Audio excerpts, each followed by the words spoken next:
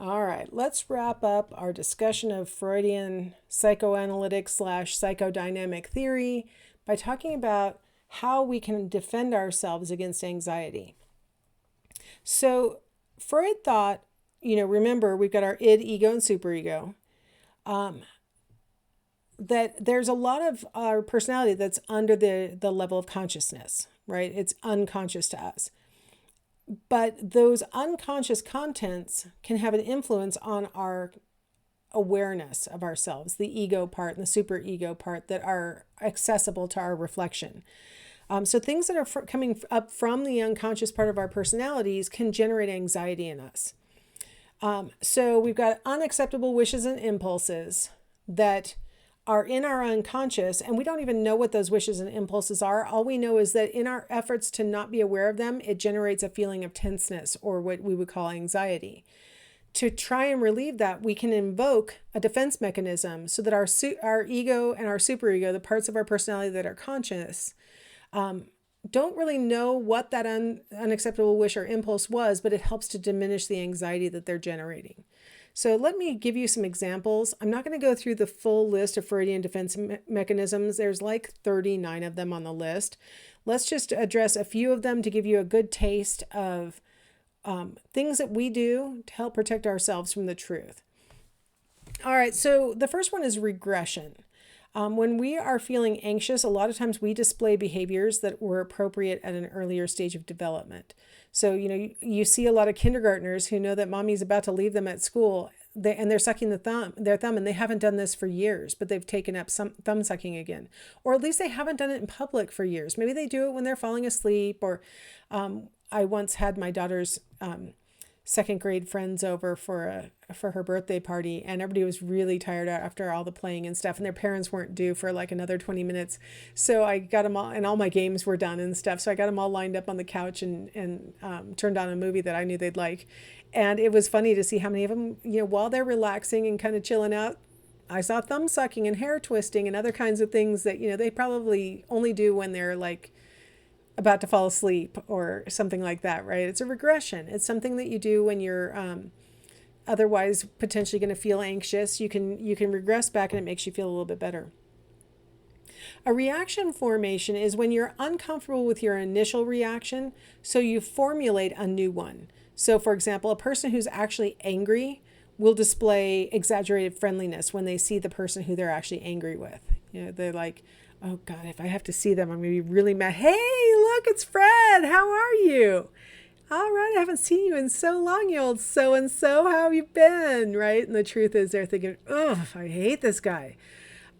So you can twist your reaction into the opposite of what you really feel, and that helps you to feel less anxious. And if the person who you're angry at says, man, I was kind of nervous for coming today because I thought maybe you were still angry about that thing, the person who's experiencing reaction formation is like, what thing? I don't even remember that. No, I'm not mad. That's water under the bridge. What are you talking about? Of course, it's fine.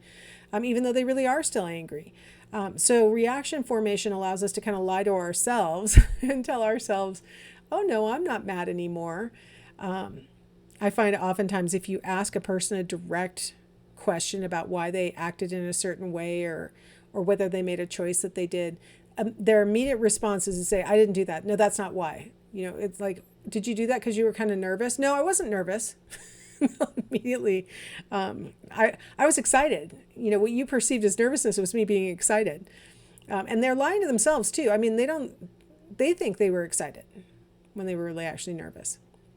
Projection is when you actually feel something, you actually have an emotion or a feeling, and you project it onto somebody else so that now you can convince yourself that they're the ones who are experiencing that, and you can be supportive of them, or you can attack them because they're doing the thing that you're accusing that is true for yourself.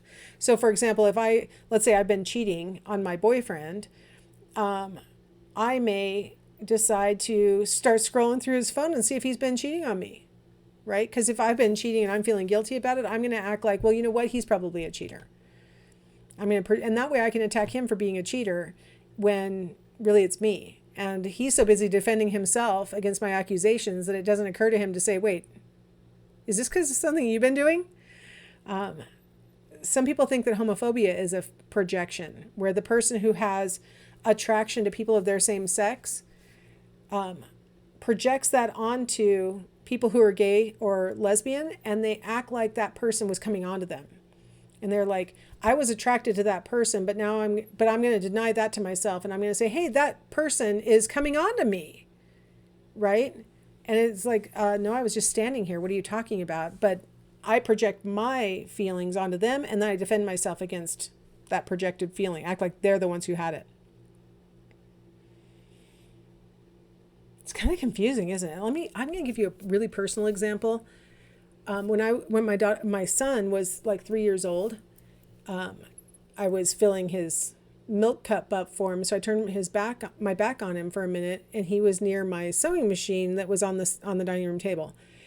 And out of the corner of my eye, I see like this arc of electricity, and all the lights in the house go off. And I look over at him, and he's holding my sewing scissors, which thankfully had rubber handles. There's literally smoke coming from the blade.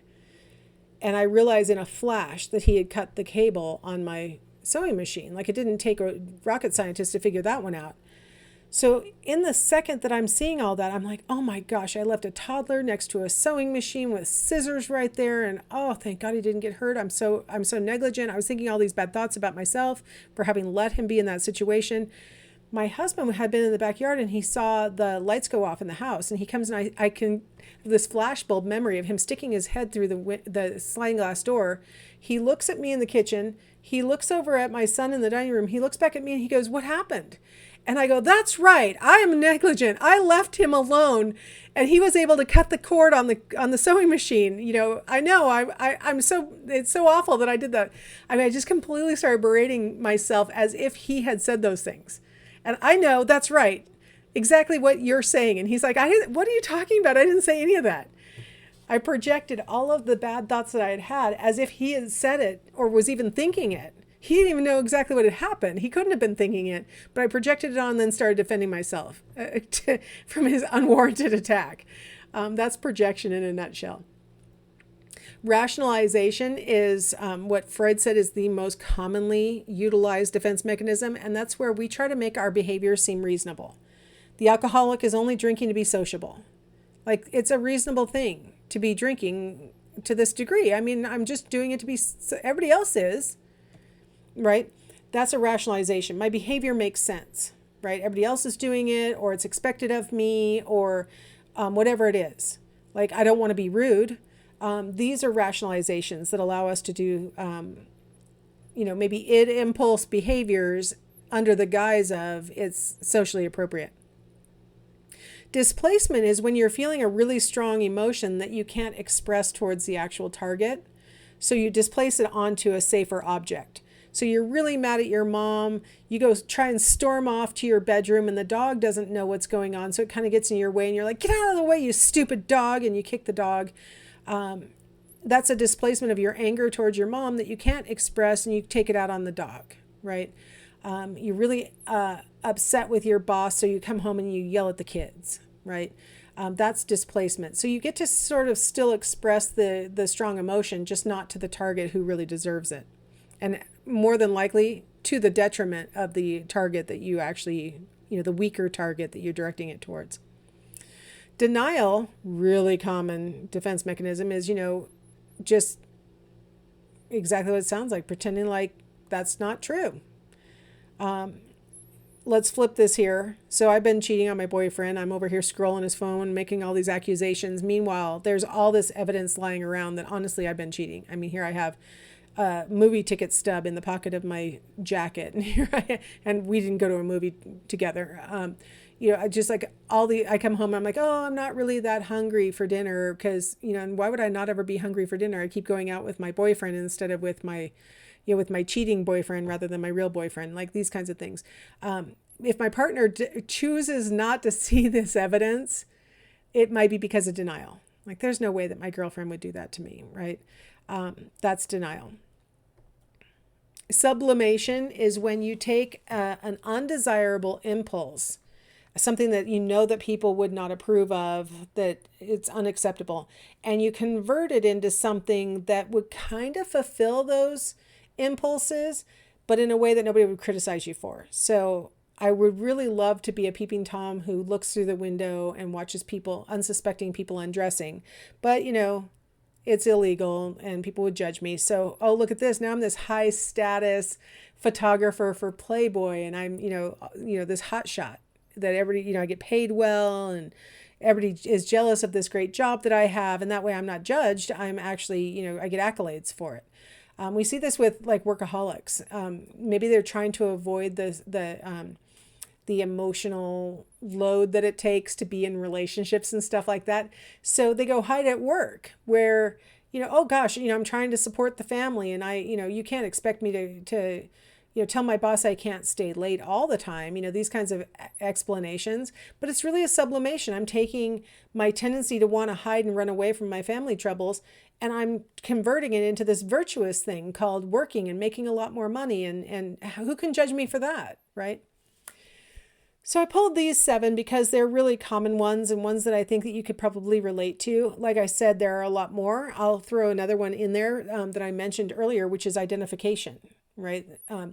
Identifying with somebody who you want to be like is a defense mechanism. Rather than exploring who you really are, you just glom onto somebody and try to be like them. That's identification. So there's a whole bunch of them that Freud generated. The thing to remember about defense mechanisms is that their job is to protect your conscious self from becoming aware of these unacceptable wishes and impulses. You need to keep this secret. I'm going to wrap up this chapter. Final comment is how Freud got to the unconscious content. This is going to be different than from what some of his followers did, and definitely different than other theoreticians in this book. Freud used, first and foremost, the thing he's named for, the Freudian slip. This cartoon says the Freudian slip show, and it says, "Thanks for forcing me to come here," says one of the guests.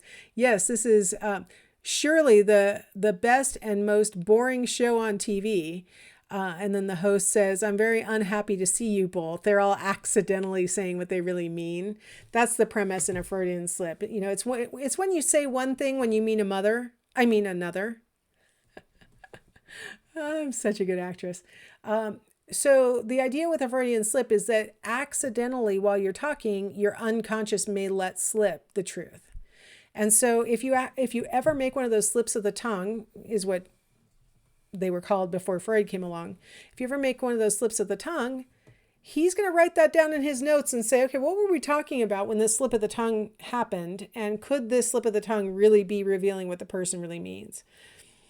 Now, they aren't all slips of the tongue. Freudian slips can also be slips of the behaviors. So like, for example, if you're getting ready to go work out and it's, you're supposed to be putting on your workout clothes, and then you get the outer shirt on and you're about to go for your jog, and then you start to take it off and you're like putting it in the dirty clothes hamper as if you've already completed your run. You're like, wait, I haven't even gone on my run. Why am I taking my shirt off? That would be like a Freudian slip. You don't really want to go on the run, is what that Freudian slip would be revealing, right? I always, whenever I forget something, I always do air quotes around the word forget when I go, oh, look, I forgot that, didn't I? Because Freud would say that's a Freudian slip, to accidentally have forgotten the key thing that you needed at work or whatever. So it manifests itself in lots of different ways besides just slips of the tongue. He also used free association. Actually, this is what he's the most famous for introducing into psychotherapy, is the use of free association. Here we have a dog doing psychotherapy, and he says, "I'll bark and you bark the first thing that comes to mind." Well, you bark and I say bark. Okay. In free association, sometimes Freud will give you a prompt and you're supposed to say the first thing that comes to mind.